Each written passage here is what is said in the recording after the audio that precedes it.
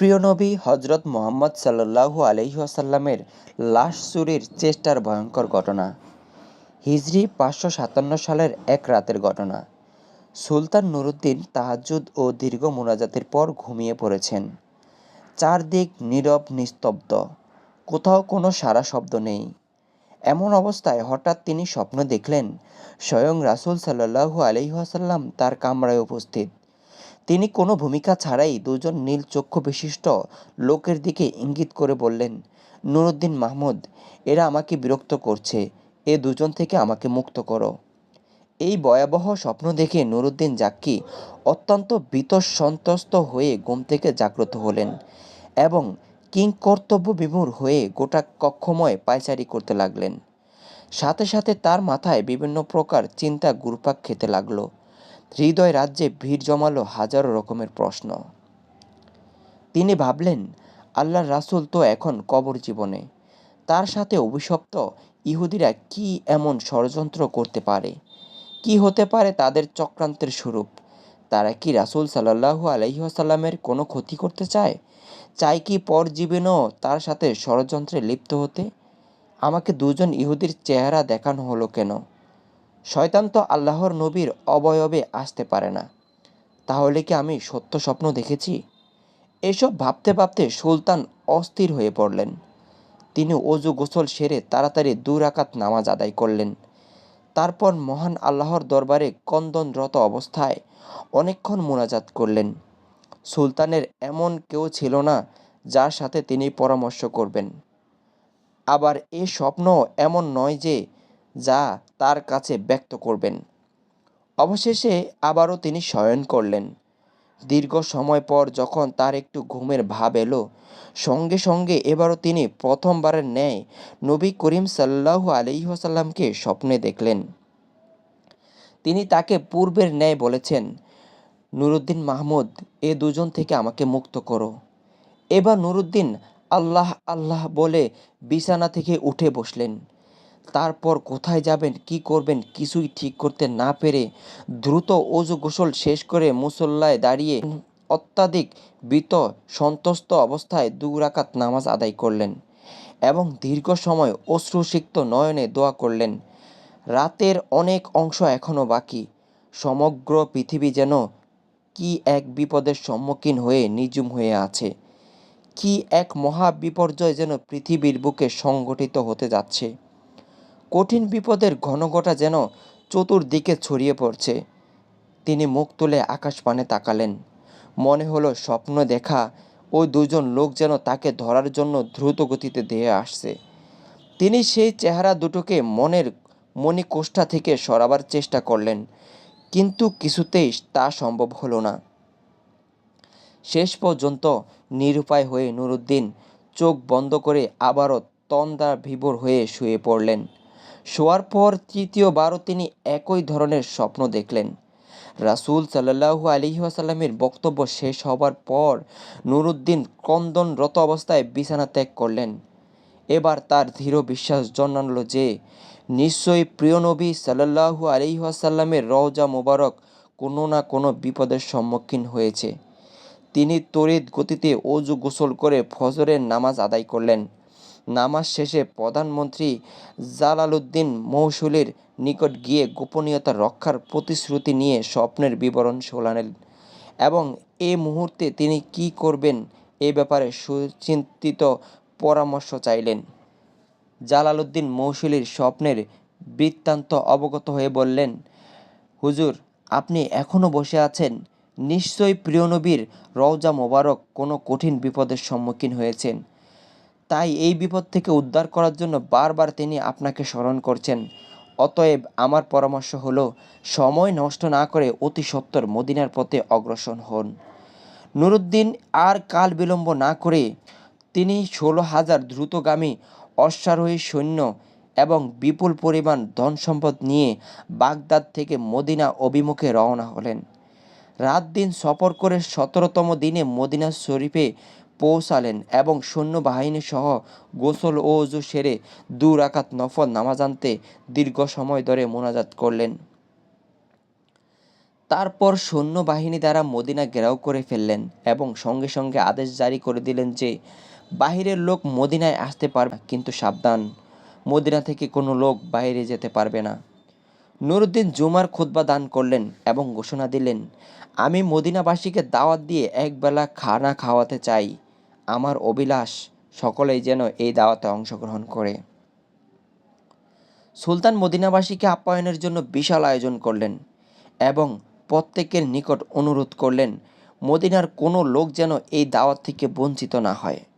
নির্ধারিত সময়ে খাওয়া দাওয়া শুরু হলো। প্রত্যেকে তৃপ্তি সহকারে খানা খেলো। যারা দূর দূরান্ত থেকে আসতে পারেনি তাদেরকেও শেষ পর্যন্ত ঘোড়া ও গাধার পিঠে চড়িয়ে আনা হলো। এভাবে প্রায় 15 দিন পর্যন্ত অগণিত লোক শাহী দাওয়াতে শরিক হওয়ার পর সুলতান জিজ্ঞাসা করলেন, আরও কেউ অবশিষ্ট আছে কি? থাকলে তাদেরকেও ডেকে আনো। এই নির্দেশের পর সুলতান বিশ্বস্ত সূত্রে অবগত হলেন যে আর কোনো লোক দাওয়াতে আসতে বাকি নেই। এই কথা শুনে তিনি সীমাহীন অস্থির হয়ে পড়লেন। চিন্তার অথই সাগরে হারিয়ে গেলেন তিনি। ভাবলেন, যদি আর কোনো লোক দাওয়াতে শরিক হতে বাকি না থাকে তাহলে সেই অভিশপ্ত লোক দুজন গেল কোথায়? আমি তো দাওয়াতে শরিক হওয়া প্রতিটি লোককেই অত্যন্ত গভীরভাবে পর্যবেক্ষণ করেছি, কিন্তু কারো চেহারাই তো স্বপ্নে দেখা লোক দুটোর চেহারার সাথে মিলল না। তাহলে কি আমার মিশন ব্যর্থ হবে? আমি কি ওই কুচক্রী লোক দুটোকে গ্রেপ্তার করে দৃষ্টান্তমূলক শাস্তি দিতে সক্ষম হব না? এসব চিন্তায় বেশ কিছুক্ষণ তিনি ডুবে রইলেন।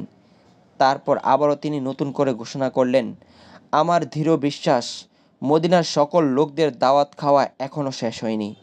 অতএব সবাইকে আবারও অনুরোধ করা হলো, যারা এখনও আসেনি তাদেরকে যেন অনুসন্ধান করে দাওয়াতে শরিক করা হয়।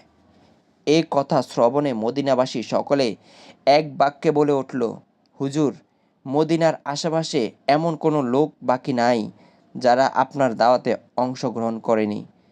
তখন নুরুদ্দিন বলিষ্ঠ কণ্ঠে বললেন, আমি যা বলেছি ঠিকই বলেছি, আপনারা ভালোভাবে অনুসন্ধান করুন।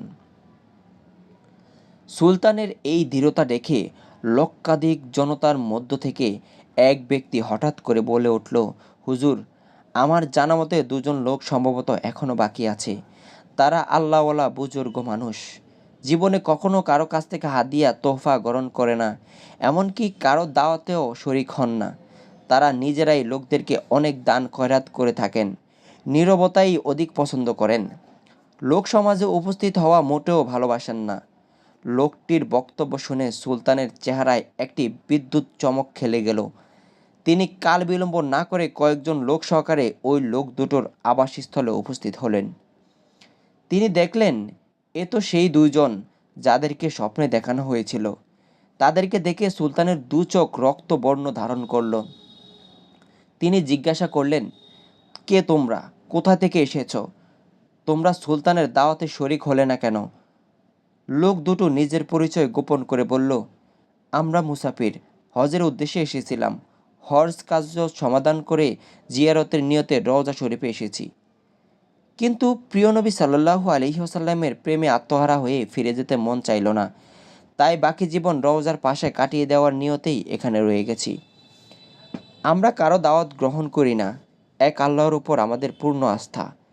আমরা তারই উপর নির্ভরশীল, ইবাদত ও পরকালের চিন্তায় বিভোর থাকাই আমাদের কাজ। কোরআন পাক তেলাওয়াত, নফল নামাজ ও অজিফা পাঠেই আমাদের সময় শেষ হয়ে যায়। সুতরাং দাওয়াত খাওয়ার সময়টা কোথায়? উপস্থিত জনগণ তাদের পক্ষ হয়ে বলল যে, হুজুর, এরা দীর্ঘদিন যাবৎ এখানে অবস্থান করছে। এদের মতো ভালো লোক আর হয় না। সব সময় দরিদ্র, এতিম ও অসহায় লোকদের প্রচুর পরিমাণ সাহায্য করে। তাদের দানের উপর অত্র লোকদের প্রচুর পরিমাণের জীবিকা নির্ভর করে। নুরুদ্দিন লোকদের কথা শুনে লোক দুটোর প্রতি পুনরায় গভীর দৃষ্টিতে তাকালেন। অত্যন্ত সূক্ষ্মভাবে তাদের পা থেকে মাথা পর্যন্ত পর্যবেক্ষণ করলেন। এতে আবারও তিনি নিশ্চিত হলেন, এরা তারাই যাদের তিনি স্বপ্ন দেখেছিলেন। এবার সুলতান জলদি গম্ভীর স্বরে তাদেরকে বললেন, সত্য কথা বলো, তোমরা কে, কেন, কি উদ্দেশ্যে এখানে থাকছো? এবারও তারা পূর্বের কথা পুনরাবৃত্তি করে বলল, আমরা পশ্চিম দেশ থেকে পবিত্র হজ পালনের জন্য এখানে এসেছি। রাসূল সাল্লাল্লাহু আলাইহি সাল্লামের নৈকট্য লাভেই আমাদের একমাত্র লক্ষ্য। এ উদ্দেশ্যে আমরা এখানে অবস্থান করছি। সুলতান এবার কারো কথায় কান না দিয়ে তাদেরকে সেখানে আটক রাখার নির্দেশ দিলেন। অতঃপর স্বয়ং তাদের থাকার জায়গাটা গিয়ে খুব ভালো করে অনুসন্ধান চালালেন। সেখানে অনেক মাল সম্পদ পাওয়া গেল বহু দুর্লভ কিতাবপত্র, কিন্তু এমন কোনো জিনিস পাওয়া গেল না যা দ্বারা স্বপ্নের বিষয়ে কোনো প্রকার সহায়তা হয়। নুরুদ্দিন অত্যাধিক পেরেশান, অস্থির। এখনও রহস্য উদ্ঘাটন করতে না পারায় তিনি সীমাহীন চিন্তিত। এদিকে মদিনায় বহু লোক তাদের জন্য সুপারিশ করছে।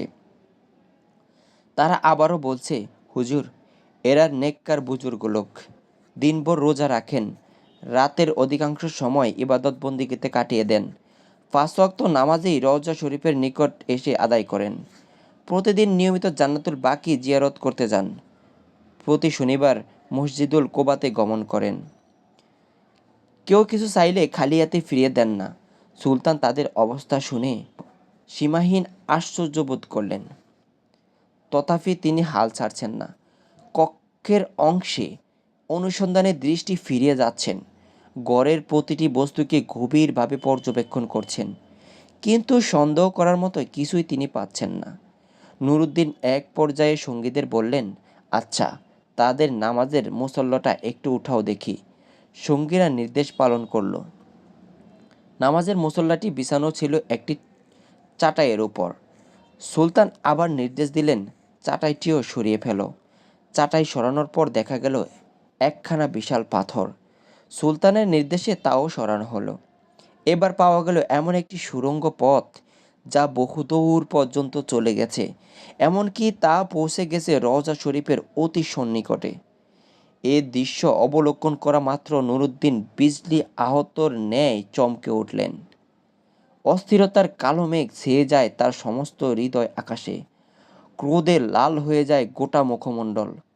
অবশেষে লোক দুটোকে লক্ষ্য করে ক্ষিপ্ত ক্রুদ্ধ সিংহের ন্যায় গর্জন করে জাজালো কণ্ঠে বললেন, তোমরা পরিষ্কার ভাষায় সত্যি কথা খুলে বলো, নইলে এক্ষুনি তোমাদের যন্ত্রণাদায়ক শাস্তির সম্মুখীন হতে হবে। বলো, তোমরা কে? তোমাদের আসল পরিচয় কি? কারা কি উদ্দেশ্যে তোমাদেরকে এখানে পাঠিয়েছে? সুলতানের কথায় তারা ঘাবড়ে গেল। কঠিন বিপদ সামনে দেখে আসল পরিচয় প্রকাশ করে বলল, আমরা ইহুদি। দীর্ঘদিন যাবৎ আমাদের মুসল শহরের ইহুদিরা সুদক্ষ কর্মী দ্বারা প্রশিক্ষণ দিয়ে প্রচুর অর্থ সহকারে এখানে পাঠিয়েছে। আমাদেরকে এজন্য পাঠানো হয়েছে যে আমরা যেন কোনো উপায়ে মুহাম্মদ সাল্লাল্লাহু আলাইহি সাল্লামের সব দেহ বের করে ইউরোপীয় ইহুদিদের হাতে হস্তান্তর করি। এই দুরূহ কাজে সফল হলে তারা আমাদেরকে আরও ধন সম্পদ দিবে বলে প্রতিশ্রুতি দিয়েছে। সুলতান বললেন, তোমরা তোমাদের পরিকল্পনা বাস্তবায়নের জন্য কি পদ্ধতি অবলম্বন করেছ, কিভাবে তোমরা কাজ করতে তা বল। তারা বলল, আমাদের নিয়মিত কাজ ছিল রাত গভীর হলে অল্প পরিমাণ সুড়ঙ্গ খনন করা এবং সাথে ওই মাটিগুলো চামড়ার মচকে ভর্তি করে অতি সন্তর্পণে মদিনার বাইরে নিয়ে ফেলে আসা। আজ দীর্ঘ 3 বছর যাবৎ এ মহাপরিকল্পনা বাস্তবায়নের কাজে আমরা অনবরত ব্যস্ত আছি। যে সময় আমরা রওজা মোবারকের নিকট পৌঁছে গেলাম এবং সিদ্ধান্ত গ্রহণ করলাম যে 1 সপ্তাহের মধ্যে বিশ্বনবীর লাশ বের করে নিয়ে যাব, ঠিক সে সময় ধরে আমাদের মনে হলো আকাশ যেন ভেঙে টুকরো টুকরো হয়ে যাচ্ছে, জমিন যেন প্রচণ্ড ভূমিকম্পে থরথর করে কাঁপছে, যেন সমগ্র পৃথিবী জুড়ে মহাপ্রলয় সংঘটিত হচ্ছে। অবস্থা এতটাই শোচনীয় রূপ ধারণ করলো, মনে হলো সুড়ঙ্গের ভেতরের যেন আমরাই সমাধিস্থ হয়ে পড়ব। এই অবস্থা প্রত্যক্ষ করে ভীত সন্ত্রস্ত হয়ে আমরা কাজ বন্ধ করে রেখেছি। তাদের বক্তব্য সুলতানের নিকট সব কিছুই পরিষ্কার হয়ে গেল। তাই তিনি লোক দুটোকে নজিরবিহীন শাস্তি দেওয়ার ব্যবস্থা গ্রহণ করলেন, যাতে ভবিষ্যতে কেউ আর এমন দুঃসাহস দেখাতে না পারে। তিনি মসজিদ হতে অর্ধ মাইল দূরে একটি বিশাল ময়দানে 20 তাহ উঁচু একটি কাঠের মঞ্চ তৈরি করলেন। সাথে সাথে সংবাদ পাঠিয়ে মদিনা ও মদিনার আশেপাশের লোকদের উক্ত ময়দানে হাজির হওয়ার নির্দেশ প্রদান করলেন। নির্ধারিত সময়ে লক্ষ লক্ষ লোক উক্ত মাঠে সমবেত হলেন। সুলতান নুরুদ্দিন অপরাধী লোক দুটোকে লৌহ শিকলে আবদ্ধ করে মঞ্চের উপরে বসালেন। তারপর বিশাল জনসমুদ্রের মাঝে তার হীন চক্রান্ত ও ঘৃণ্য তৎপরতার কথা উল্লেখ করলেন। সুলতান নুরুদ্দিন জাক্কি এর বক্তব্য শ্রবণ করে লোকজন বিস্ময়ে হতবাক হয়ে গেলেন। তারা এই ঘৃণ্য ষড়যন্ত্রের দৃষ্টান্তমূলক শাস্তি দাবি করল। সুলতান বললেন, হ্যাঁ, এদের শাস্তি দৃষ্টান্তমূলকই হবে। তিনি লোকদেরকে বিপুল পরিমাণ লাকড়ি সংগ্রহের নির্দেশ দিলেন। তারপর লক্ষ জনতার সামনে সেই ইহুদি লোক দুটোকে মঞ্চের নিম্নভাগে আগুন লাগিয়ে পুড়ে ভস্ম করে ফেললেন। কোনো কোনো বর্ণনায় আছে সেই আগুন নাকি দীর্ঘ 11 দিন পর্যন্ত জ্বলছিল।